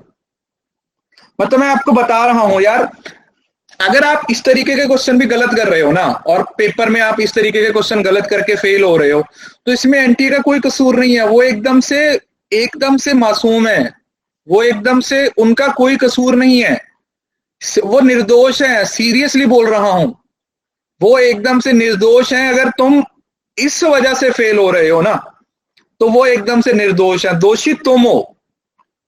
काले पानी, नीले पानी, ठंडे पानी की सजा तुम्हें होनी चाहिए, उनका कोई कसूर नहीं है इसमें।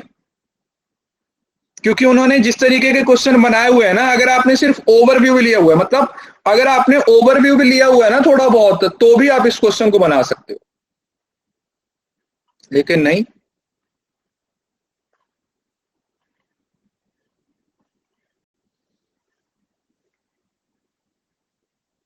एसटीजी, अब देखो इस क्वेश्चन में मैं बोल सकता हूं कि हो सकता है इसमें क्वेश्चन आपका गलत हो जाए, क्योंकि हम एक एक मैट्रिक्स का याद नहीं रख सकते, हम ओवरऑल याद रख सकते हैं। वैसे इसके दो आंसर थे, हाँ इसके दो आंसर थे, इसको छोड़ दो। वैसे इन्होंने केरला दिया गया था, केरला के साथ गुजरात, तो ये क्वेश्चन इस तरीके से डिक्लेयर किया गया था। देखो मुझे नहीं लगता कि यार इतना डिटेल में पूछा जाना चाहिए। अब देखो इसमें पता क्या है, देखो ध्यान से सुनो, जैसे 17 गोल्स हैं, मतलब इस तरीके के क्वेश्चन पूछना बिल्कुल बेवकूफी है। 17 गोल्स में आप हर गोल के टारगेट याद रखो, कोई भाई हमने यूपीएससी की तैयारी तो करनी नहीं, सिंपल सी बात है।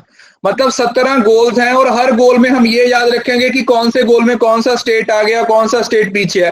That is not possible, that is not possible. हाँ आप ओवरऑल बोल सकते हो कि एसडीजी मैट्रिक्स में जी सबसे टॉप किसने किया है, कर्नाटक ने सबसे टॉप किया है, यूनियन टेरिटरीज में पंजाब, चंडीगढ़ ने टॉप किया। इस तरीके से तो कुछ माना जा सकता है, लेकिन आप एक एक का जाके पूछोगे तो वो कोई सेंस नहीं है, ठीक है। तो मैं आपको कतई सजेस्ट नहीं करूंगा कि आप इस तरीके से ज्यादा जाके इसको याद करो, ठीक है जी। ये बेवकूफी है, क्योंकि 2 नंबर के लिए इतनी मेहनत करने का कोई फायदा नहीं है,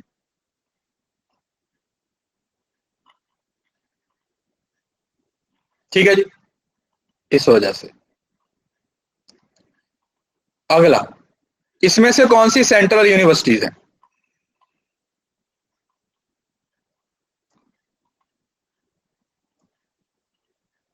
अभी ये नया इंडेक्स आया, ठीक है। इसमें थोड़ा सा मैं, वैसे तो मैं सोच रहा हूं इसकी वीडियो बना देता हूं, लेकिन स्टिल टॉप कौन कर रहा है? टॉप स्कोरर इस बार कौन है? केरला। ये इस बार का डेटा है, प्लीज इसको बेटा नोट डाउन कर लीजिए। केरल टॉप कर रहा है कितने नंबर पे? 75 नंबर से। इंडिया का जो स्कोर है वो 66 है। केरल इसमें सबसे फर्स्ट पे आ रहा है, और यूटी में देखो, यूटी वैसे अगर स्टेट और यूटी में दोनों देखा जाए ना, तो चंडीगढ़ तो केरल से भी आगे घूम रहा है। चंडीगढ़ तो केरल से भी 4 पॉइंट आगे है। तो मतलब इंडिया का स्कोर है 66, केरल का 75, तो केरल स्टेट में फर्स्ट आया। और अगर आप देखा जाए तो चंडीगढ़ वो यूटी में फर्स्ट आया, लेकिन अगर यूटी और स्टेट को कंपेयर किया जाए तो फिर उसका आंसर चंडीगढ़ हो जाएगा, ठीक है। वहां चंडीगढ़ इतनी तरक्की कर गया। और नीचे हर बार की तरह बिहार। ये पिछले 3 साल से ऑलमोस्ट सेम ही रैंकिंग चली आ रही है, ऑलमोस्ट सेम ही रैंकिंग चले आ रही है। इसको आप नोट डाउन कर लीजिएगा प्लीज। चलो ये वाला बनाओ।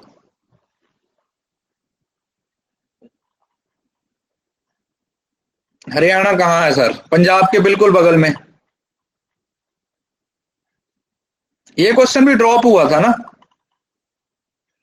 ड्रॉप्ड क्वेश्चन था, हाँ। तो ये देखो, एटलीस्ट आप ना सारी सेंट्रल यूनिवर्सिटी का एक बार चार्ट निकाल। जितनी मोस्टली सेंट्रल यूनिवर्सिटीज होती है ना, वो स्टेट के नाम पे ही रहती हैं। देखो पंजाब और पंजाबी यूनिवर्सिटी तो किसी भी तरीके से स्टेट यूनिवर्सिटी नहीं है। जामिया यूनिवर्सिटी ऑफ मुंबई, ये एक बार चार्ट पढ़ लीजिएगा, ये यूजीसी की साइट पे आप लोगों को मिल जाएगा, और मैंने भी आपको शायद दिया था एक क्लास में। याद मत करने बैठना, बस एक बार रिव्यू ले लेना, एक बार पढ़ लेना, सिर्फ और सिर्फ सेंट्रल यूनिवर्सिटी, क्योंकि सेंट्रल यूनिवर्सिटी कम है तो उनको पढ़ना आपके लिए थोड़ा इजी रहेगा। गो थ्रू हो जाइएगा सबकी पूरी लिस्ट को, एक बार पढ़ लीजिएगा कि अच्छा ऑलमोस्ट ना जो स्टेट के नाम पे यूनिवर्सिटीज रहती हैं वो, और दूसरी एक ओपन यूनिवर्सिटी जरूर से याद करके जाइएगा। ओपन यूनिवर्सिटी आप लोगों को याद होनी चाहिए, क्योंकि इस बार अभी तक ओपन यूनिवर्सिटी से क्वेश्चन नहीं आया, लेकिन 14 जो ओपन यूनिवर्सिटी है वो आप लोगों को पता होना चाहिए। दैट इज इंपॉर्टेंट कि पहली कौन सी थी, लेटेस्ट कौन सी है इसमें से, क्योंकि 14 को याद करना मुझे नहीं लगता कि कोई डिफिकल्ट टास्क है ना। 14 यूनिवर्सिटीज के नाम याद करना कोई डिफिकल्ट टास्क नहीं है, तो एटलीस्ट जितनी ओपन यूनिवर्सिटीज है ना वो आप लोग जरूर से याद कर लीजिएगा।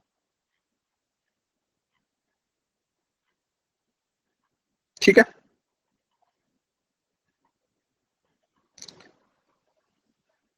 ये देखो ये वाला क्वेश्चन है, ये जिस तरीके से मैंने पहले बताया, ये क्रक्स वाला क्वेश्चन है, इसको जरूर से अपनी कॉपी पे नोट्स में लिख लीजिएगा, क्योंकि ये आप लोगों को एक अच्छा क्वेश्चन है, आने वाले पेपर में आपको काफी हेल्प करने वाला है, क्योंकि इसमें क्रक्स लिखा हुआ है एनसीईटी, एआईसीटी, एनएमसी और बीसीआई का।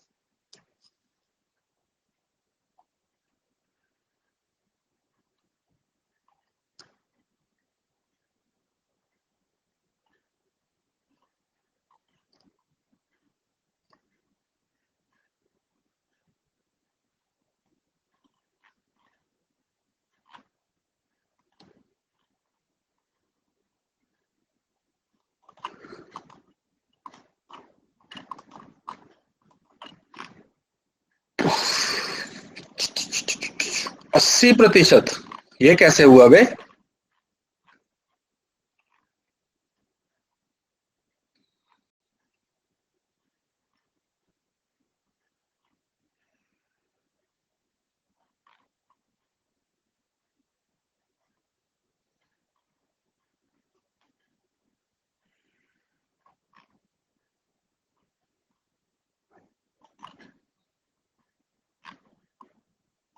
किससे मिलाया? Legal bar council of India, okay जी, ए को 4 से, बी को 2 से maintenance quality of technical education AICT, all India council for technical education, C1 teacher education के लिए एनसीटी, ये भी हो गया, और डी का 3 के साथ मेडिकल एनएम, इस ये तो सारे बन रहे थे, मतलब ये सारे बन रहे थे।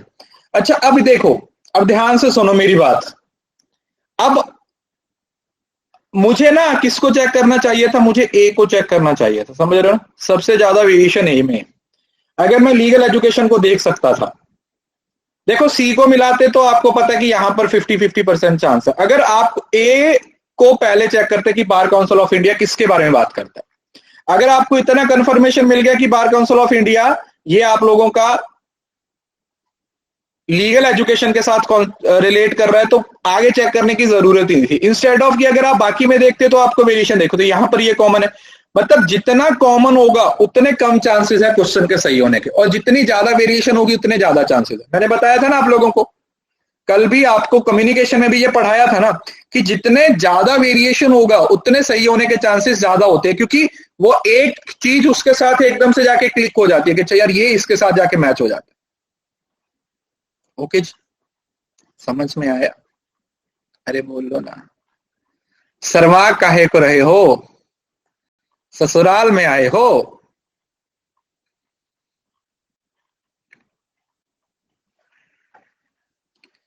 बिजनेस इन्वायरमेंट के पीवाईक्यू दिए तो हुए हैं यार, चेक कर लेता हूं एक बार।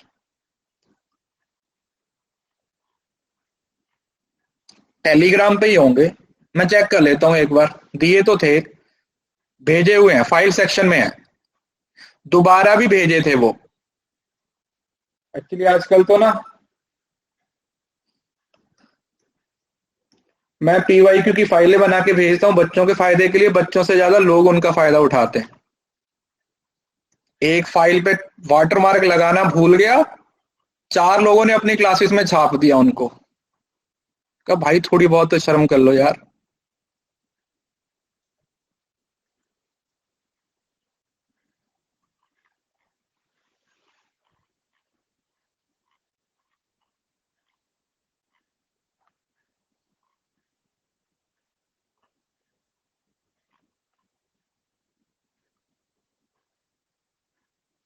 Sir, there is another account using your.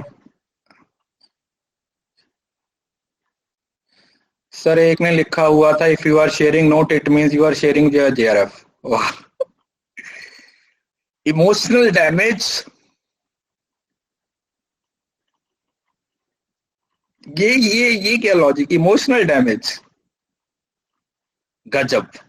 गजब. इसके हिसाब से तो हम पढ़ा रहे हैं, हमें पढ़ाना ही नहीं चाहिए. देखो बेटा, जो नॉलेज होती है ना, ये जितनी बांटोगे उतना आपका फायदा होगा, याद रखिएगा. इस हिसाब से तो टीचिंग प्रोफेशन में किसी को आना ही नहीं चाहिए ना.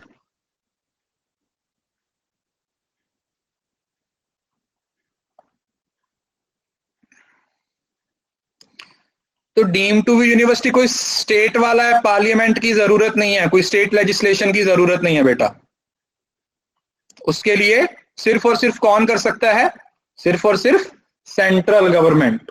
और सेंट्रल गवर्नमेंट को एडवाइस कौन करेगा? यूजीसी. अब देखो, डीम टू बी यूनिवर्सिटी के ना इसके कुछ फीचर्स हैं, वो भी आप लोगों को पता होने चाहिए. मैंने आप लोगों को क्लास में पढ़ाए हुए हैं कि डीम टू यूनिवर्सिटी 20 साल तक ये होना चाहिए, 5 पीजी कोर्सेज होने चाहिए, 3.726 कुछ इस तरीके का सीजीपीए होना चाहिए. ये बहुत ही इंपॉर्टेंट है. डीम्ड मतलब 2020 का पेपर देखा था ना, जो 2020 वाला, वो भी मैं आपको शेयर करूंगा. 2020 वाले पेपर के हिसाब से डीम टू बी यूनिवर्सिटी से उस तरीके से क्वेश्चन पूछे गए थे जैसे इस बार एनईपी से पूछे गए हैं. याद रखिएगा, जैसे इस बार एनईपी को टारगेट किया गया है ना, पिछली बार ये जो हमारा डीम टू बी यूनिवर्सिटी है, इससे बहुत सारे क्वेश्चन पूछे गए. इससे बहुत सारे क्वेश्चन पूछे गए थे. ओके जी.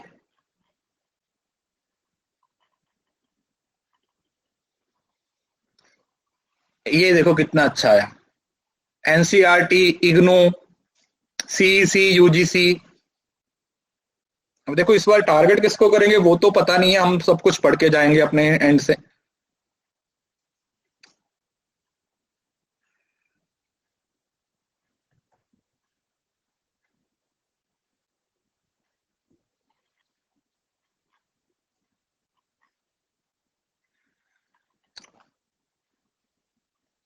ये दुनिया, ये शोहरत, ये तुम्हारे काम की नहीं है. समझ रहे हो ना. ये जो ये है ना, ये तो तुम्हारे काम का है ही नहीं, क्योंकि ये जा चुका है, इसका हो गया. ये तुम्हारे काम का नहीं है. अब ए को तो देखने की जरूरत नहीं है कि एनसीईआरटी है तो स्कूल एजुकेशन है, वो इतना समझ रहे कि यार ठीक है, बाकी ये क्वेश्चन बनाने के लिए तुम्हारा माथा नहीं देखा था.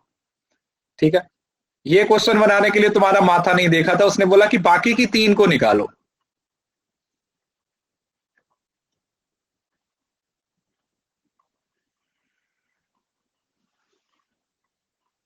बाकी 3 को निकालो.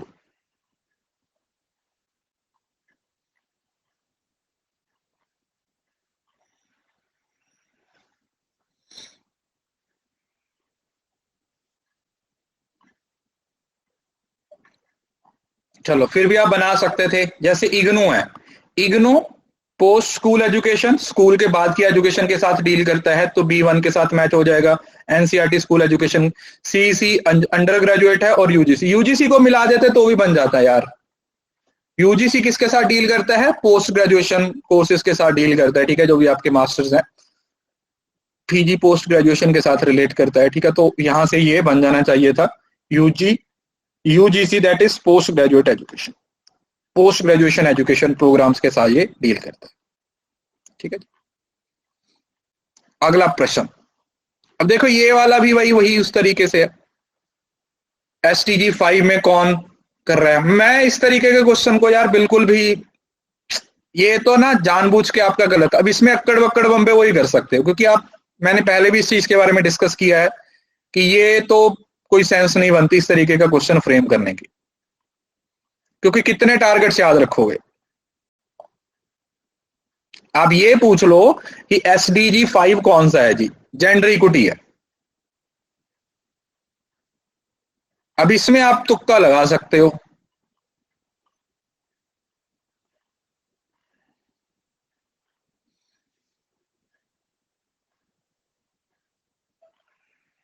इसका आंसर था हिमाचल प्रदेश। ठीक है, अब ये गलत होने के गो और अब देखो पॉइंट वही आ जाता है। अब मेरी बात समझने की कोशिश करो। मैंने अभी आप लोगों को बताया कि हमें पता है कि जी एसडीजी में जो एसडीजी 2020 और 21 का आया, आपको पता है कि जी स्टेट में किसने टॉप किया?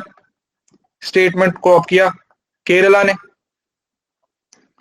यूटी में किसने टॉप किया? चंडीगढ़ ने। अच्छा, इंडिया का जी टारगेट कितना है? इंडिया का स्कोर कितना है? इंडिया का स्कोर है जी 60/100। इंडिया अगर बाकी कंट्रीज के हिसाब से देखा जाए तो इंडिया का 66 है। केरल का देखा जाए तो 75 था, चंडीगढ़ का देखा जाए तो 79। अब ये 4 क्वेश्चन जस्टिफाइएबल क्वेश्चन है। लेकिन अगर आप बोलोगे कि जी SDG 1 में कौन से स्टेट ने टॉप किया, SDG 2 में कौन से स्टेट ने टॉप किया, मतलब पगलेट समझे हो क्या? मतलब दिमाग खराब है हमारा क्या? एक एक चीज को चेक करने बैठेंगे कि इसमें किसने टॉप किया, इसमें किसने टॉप किया। और कोई काम नहीं है क्या हमें? तुम्हारे 2 नंबर के लिए अपने दिमाग का दही कर लें, ये नहीं है। तो इस वजह से आपको भी इतना इन डेप्थ जाने की जरूरत नहीं है। Just try to focus only the thing कि अच्छा यार ये वाला इसका हो सकता है। कंट्री में फिनलैंड होगा। अभी इसकी मैं वीडियो आपको दे देता हूं बना के कल, ठीक है। एसडीजी मैट्रिक्स ये आप लोगों को यूट्यूब पे मैं पढ़ा देता हूं, ठीक है। अभी पढ़ा नहीं हमने, थोड़ा करंट अफेयर पेंडिंग रह गए हैं तो मैं चेक करता हूं, करंट अफेयर्स आपके साथ ही साथ कवर करवा दूंगा। हाँ, arrange the following state in descending order in terms of GER. ये भी थोड़ा आउट ऑफ कंटेक्स्ट सही है। वैसे बन जाना चाहिए मेरे हिसाब से। ग्रॉस एनरोलमेंट रेशो बन जाएगा ये, थोड़ा सा मतलब थोड़ा सा अगर आप लॉजिक लगाओगे ना, थोड़ा सा इत्तू सा बन जाना चाहिए।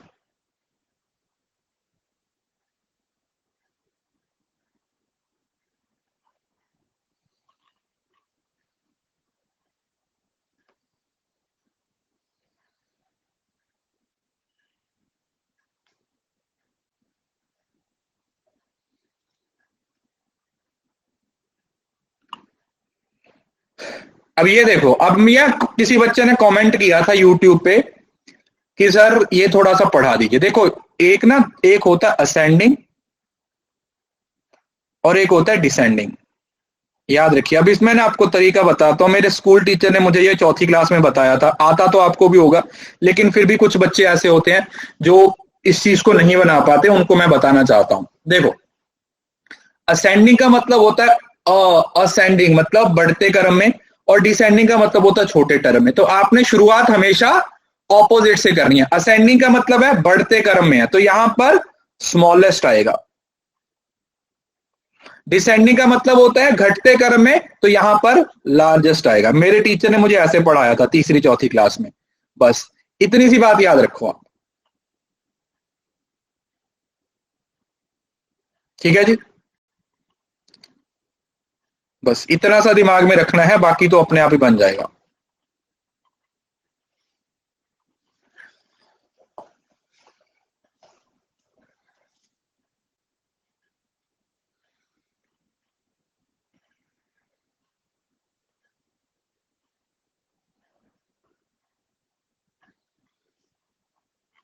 हाँ, इसमें क्या लॉजिक लग सकता था कि सबसे जीईआर कहां पे है? जहां पे सबसे ज्यादा क्या है?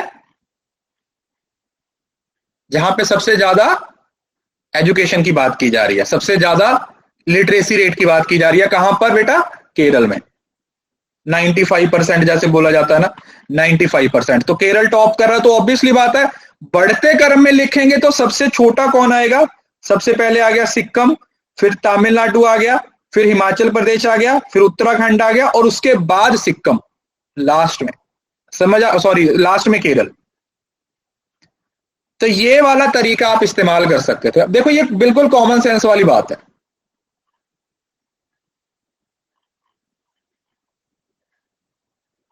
रुको रुको सर,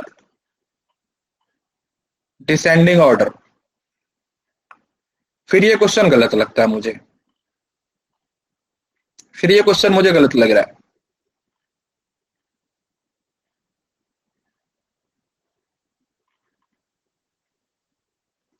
अगर ये डिसेंडिंग ऑर्डर में है तो केरल सबसे पहले आना चाहिए, बी होना चाहिए। एक सेकंड वेट करो, let me just check it.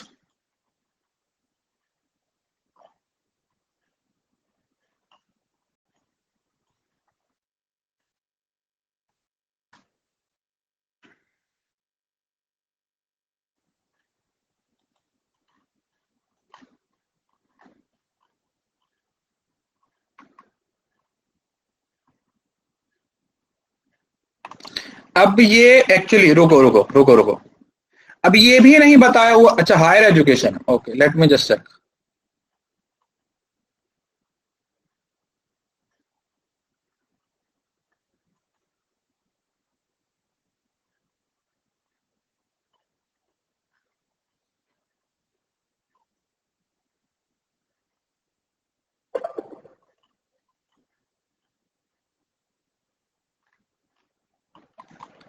ये क्वेश्चन नहीं मेरे को सही लग रहा, तो मैं ना एसडीजी वाले के साथ ही इसको कवर करूंगा, ठीक है? एसडीजी वाले के साथ ही इसको कवर कर दूंगा। इसका एटलीस्ट आपको डेटा प्रोवाइड कर दूंगा, थोड़ा सा आइडिया रहेगा आप लोगों को कि कहां पर ज्यादा और कहां पर कम है। क्योंकि ये मतलब जी यार, मतलब आप कैसे बोल सकते हो कि यार जिस स्टेट में सबसे ज्यादा लिटरेसी और वहां पे सबसे कम जी यार होगा। मुझे ये वाला इसका सही लग रहा है कहीं ना किसी तरीके से, या तो ऑप्शन में कुछ दिक्कत है, बट इसको छोड़ दीजिए, ठीक है? इसको हम बाद में चेक कर लेंगे, ठीक है जी? हाँ, क्योंकि मुझे ये सही नहीं लग रहा किसी तरीके से।